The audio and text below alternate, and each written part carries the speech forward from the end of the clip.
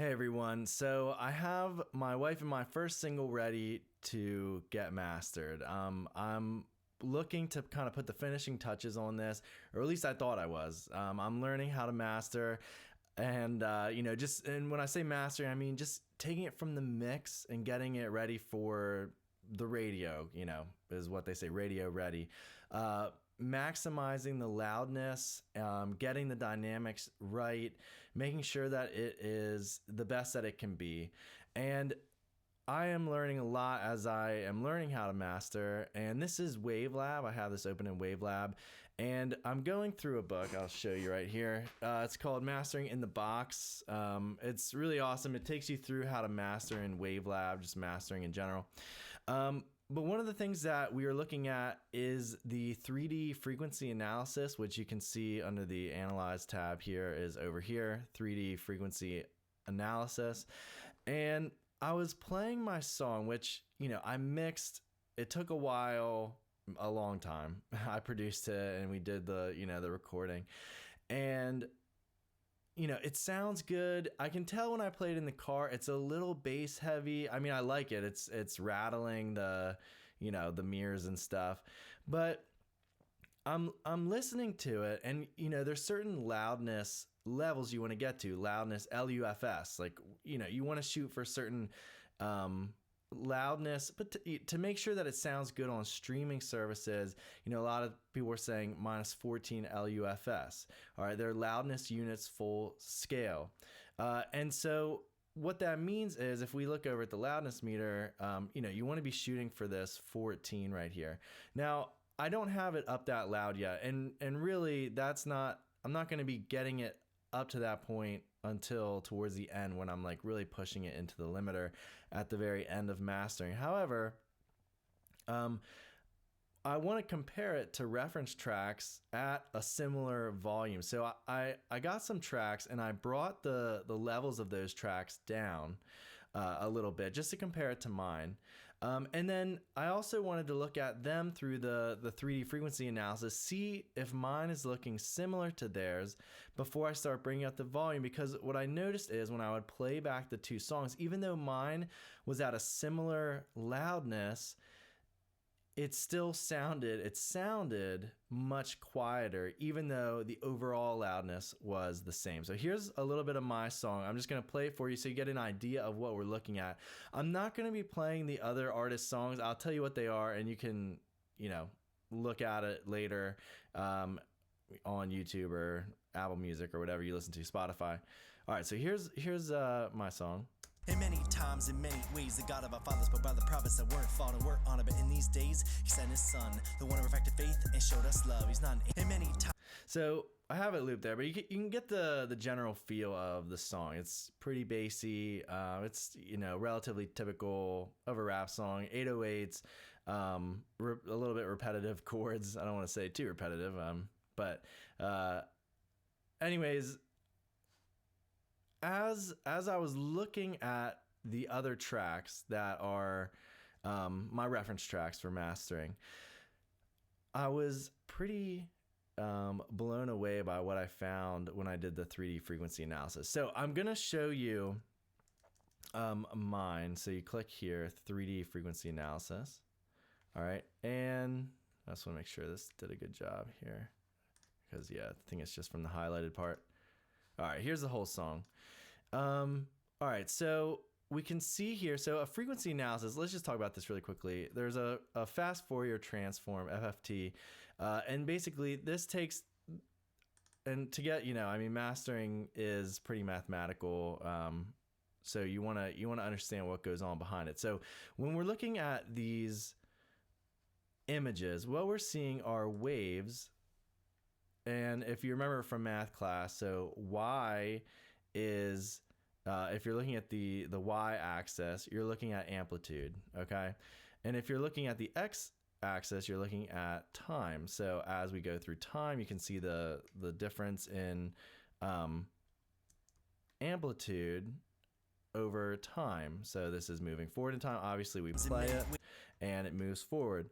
So what a spectral analysis or a fast Fourier transform is breaking, instead of over time, it's breaking down frequencies into bands. So if we look over here at the Wavelab spectrometer, The God of our fathers, but by the prophets that weren't fought and weren't honored. But in these days, he sent his son, the one of perfected faith.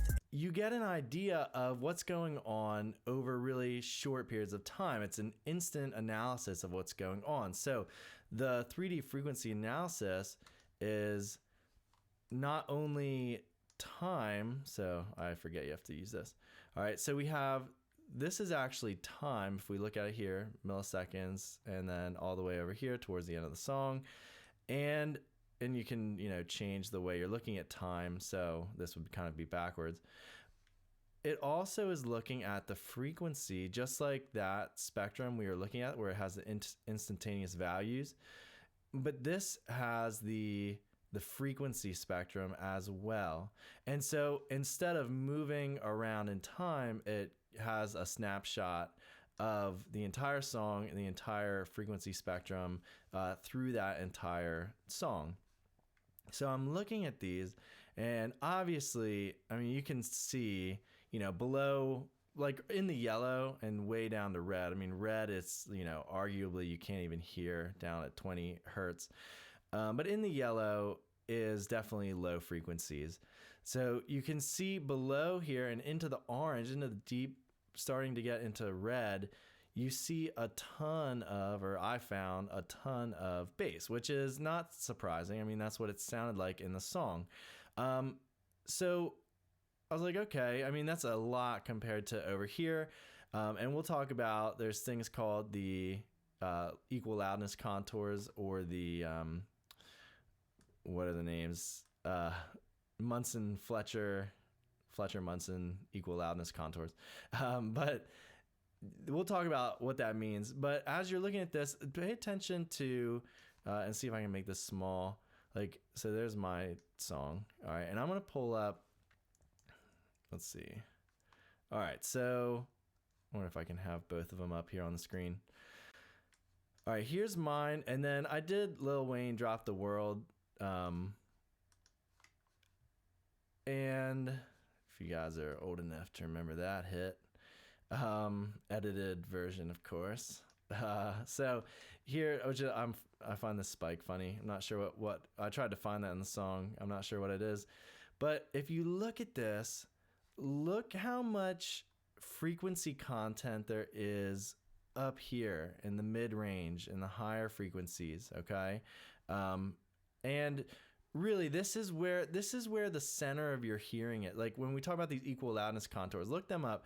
I think the technical name is like ISO, and then there's some number, but it basically tells you that at certain mid-range frequencies, your ears are much more sensitive. So if you turn down the volume, you're going to be hearing a lot more of the mid-range rather than the bass frequencies and the very high frequencies.